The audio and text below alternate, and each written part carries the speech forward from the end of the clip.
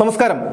രക്തസാക്ഷി ഫണ്ട് മുക്കി പൊട്ടടിച്ച മധുസൂദനൻ MLA-യുടെ തട്ടിപ്പുകളെക്കുറിച്ച് പാർട്ടിക്ക് പരാതിപ്പെട്ട് നടപടിയെടുക്കാത്തതിൻ്റെ പേരിലാണ് വി കുഞ്ഞികൃഷ്ണന് പരസ്യമായി രംഗത്ത് വരേണ്ടി വന്നത്.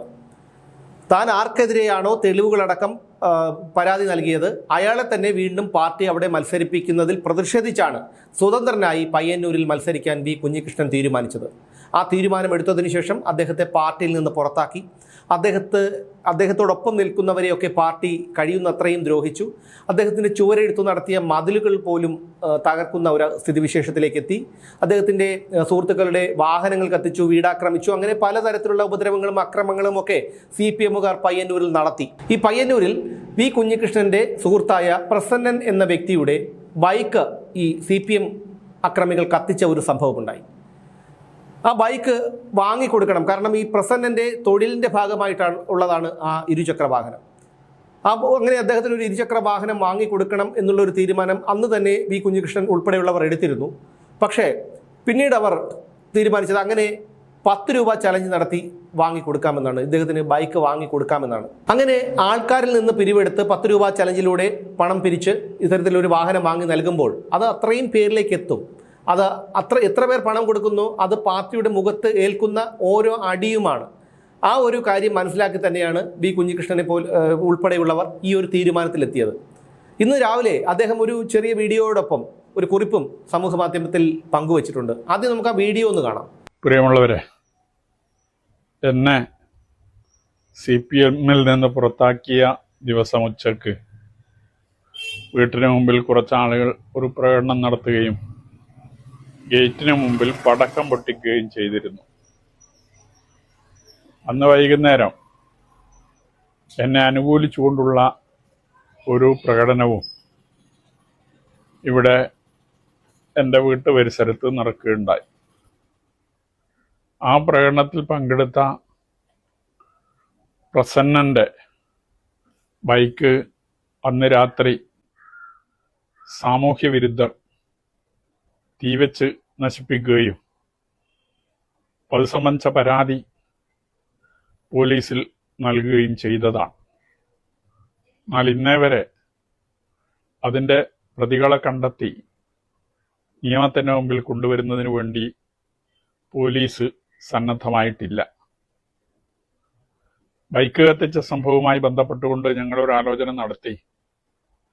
പകരം ഒരു ഇരുചക്ര വാഹനം സാമൂഹ്യ പ്രതിബദ്ധതയോടുകൂടി വാങ്ങി നൽകണം എന്ന് തീരുമാനിക്കുകയും അതിനുവേണ്ടി ഒരു 10 രൂപ ചാലഞ്ച് നടപ്പാക്കാൻ തീരുമാനിക്കുകയും ചെയ്തിരുന്നു. അതുവഴി പണം സമാഹരിക്കുന്നതിന് വേണ്ടിയുള്ള പരിശ്രമം നടത്തിയെങ്കിലും അക്കൗണ്ടിൽ ചില പ്രശ്നങ്ങൾ വന്നുയർന്നതും മറ്റു ചില സാങ്കേതിക കാരണങ്ങളും ഒക്കെ അടിസ്ഥാനമാക്കി നാം ഉദ്ദേശിച്ച രീതിയിലുള്ള ഫണ്ട് അതിൽ വന്നില്ല.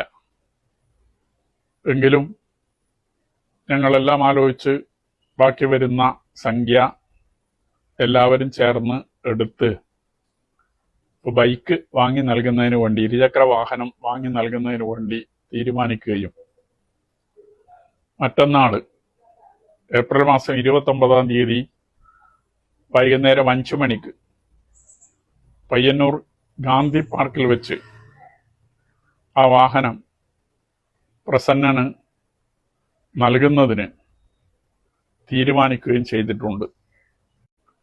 ഞങ്ങളുടെ ഈ പ്രവർത്തനവുമായി തുടക്കം മുതൽ ബന്ധപ്പെട്ട് പ്രവർത്തിക്കുന്ന വെള്ളൂരിലെ KV ഭാസ്കരൻ പഴയകാല വീടി തൊഴിലാളിയാണ്. പിന്നീട് ചുമട്ടുതൊഴിലാളിയായിരുന്നു, ചെത്തൊഴിലാളിയായിരുന്നു. പിന്നീട് അടിയന്തരാവസ്ഥ കാലത്ത് സമരത്തിൽ പങ്കെടുത്തതിൻ്റെ പേരിൽ അറസ്റ്റ് ചെയ്ത് ജയിൽവാസം അനുഭവിക്കേണ്ടി വന്നിട്ടുണ്ട്. ആ നിലയിലെല്ലാം പീഡനങ്ങൾ സഹിക്കേണ്ടി വന്ന വ്യക്തിയാണ്. CPM-ന്റെ മെമ്പർ എന്ന രീതിയിൽ ദീർഘകാലം പ്രവർത്തിച്ചിട്ടുള്ള വ്യക്തി കൂടിയാണ് സഖാവ് KV ഭാസ്കരൻ. അപ്പോൾ KV ഭാസ്കരൻ ഈ താക്കോൽ ഏൽപ്പിച്ചു കൊടുക്കണം എന്നതാണ് ഞങ്ങൾ ആലോചിച്ചിട്ടുള്ളത്. ആ നിലയിൽ ആ ചടങ്ങ് നടത്താനാണ് തീരുമാനിച്ചത്.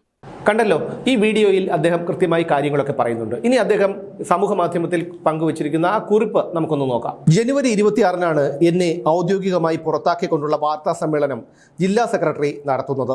അന്ന് വൈകിട്ടോടെ എൻ്റെ വീടിന് മുന്നിൽ വെച്ച് ഒരു കൂട്ടം പാർട്ടിക്കാർ പടക്കം പൊട്ടിച്ചതിൽ പ്രതിഷേധിച്ച് എന്നെ അനുകൂലിച്ചുകൊണ്ട് സമീപവാസികളും സുഹൃത്തുക്കളും വീടിന് മുന്നിലേക്ക് ഒരു പ്രകടനം നടത്തി.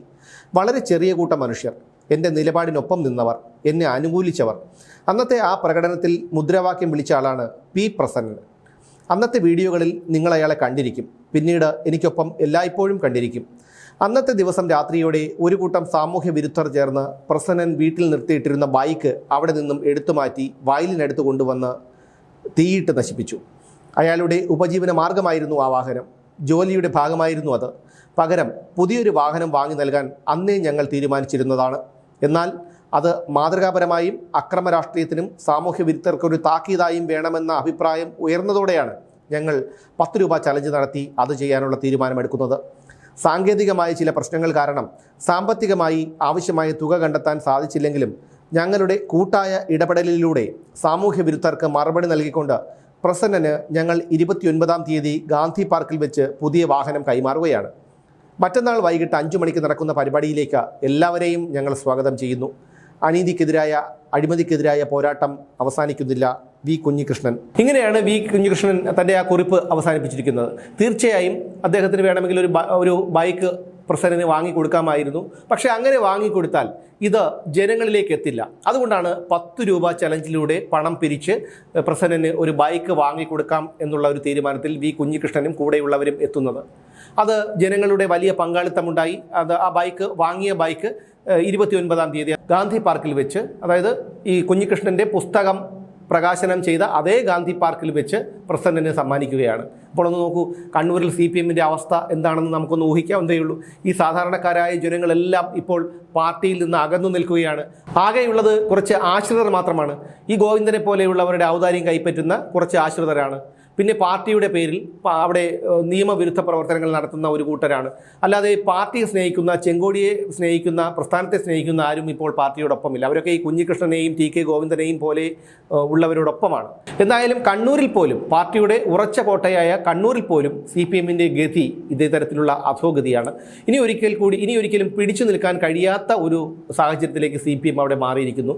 വിരട്ടിയും ഭീഷണിപ്പെടുത്തിയും നാക്ക് തള്ളിക്കാണിച്ചും കണ്ണുരുട്ടിയുമൊക്കെ ജനങ്ങളെ ഭീഷണിപ്പെടുത്താമെന്നുള്ള ഒരു കാലഘട്ടം കഴിഞ്ഞു പോയിരിക്കുന്നു. അത് ജനങ്ങൾ മനസ്സിലാക്കിയിരിക്കുന്നു. അണികൾ ഇപ്പോഴും പലരും മനസ്സിലാക്കിയിരിക്കുന്നില്ല എങ്കിൽ കൂടി ഇത്തരത്തിലുള്ള അക്രമ സംഭവങ്ങളൊക്കെ നടത്തി, അല്ലെങ്കിൽ കുപ്രചരണങ്ങളൊക്കെ നടത്തി അപവാദം പ്രചരിപ്പിച്ച് വരുതിക്കാക്കാം എന്നുള്ള ഒരു രീതിയൊന്നും ഇനിയുള്ള കാലത്ത് മുന്നോട്ട് പോകില്ല. അതൊക്കെ ഈ പറയുന്ന CPM-കാർ മനസ്സിലാക്കിയാൽ നല്ലത് എന്ന് മാത്രമേ എനിക്ക് പറയാനുള്ളൂ.